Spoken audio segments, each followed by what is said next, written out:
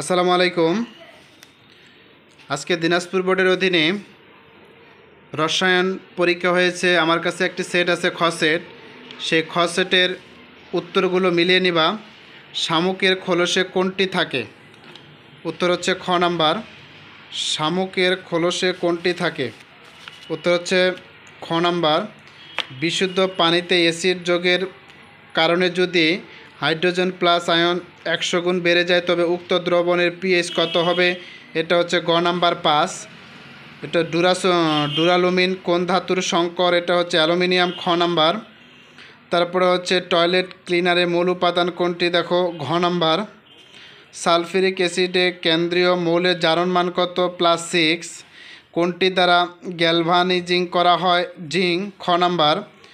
29 পারমাণবিক সংখ্যা বিশিষ্ট মৌলের আকরিক কোনটি? এটা হচ্ছে চালকোসাইড, ঘ নাম্বার। এরপরে দেখো একটা উদ্দীপক আছে, এখান থেকে উত্তর হচ্ছে ঘ নাম্বার।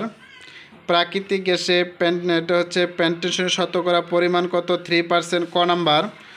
উদ্দীপক আছে, উত্তর হচ্ছে খ নাম্বার 10-এর। বি যৌগটিতে এটা হচ্ছে ঘ নাম্বার। ডিটারজেন্টকে এটা হচ্ছে ক নাম্বার। কোনটি মৃত অ্যাসিড? এটা দেখো, ঘ নাম্বার।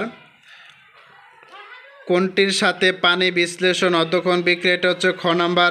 কোন আয়নটি আগে ক্যাথোড যাবে? এটা হচ্ছে গ নাম্বার উত্তর।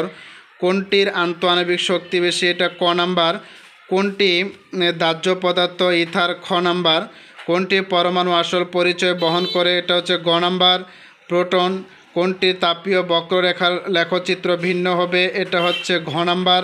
আচ্ছা, কোনটির জলীয় দ্রবণ বিদ্যুৎ পরিবাহী? এটা হচ্ছে ক নাম্বার। 21 নম্বর উত্তর হচ্ছে ম্যাঙ্গানিজ মৌলের ইলেকট্রন বিন্যাস ব্যবহৃত হয়, ক নাম্বার 2। তারপরে 22 নম্বর আয়নে কতটি ইলেকট্রন আছে? এটা ক নাম্বার।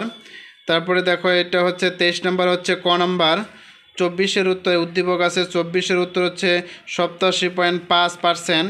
25 নম্বর উত্তর হচ্ছে 1, 2, 3। পরবর্তী ভিডিওগুলো পাওয়ার জন্য অবশ্যই চ্যানেলটি সাবস্ক্রাইব করিও।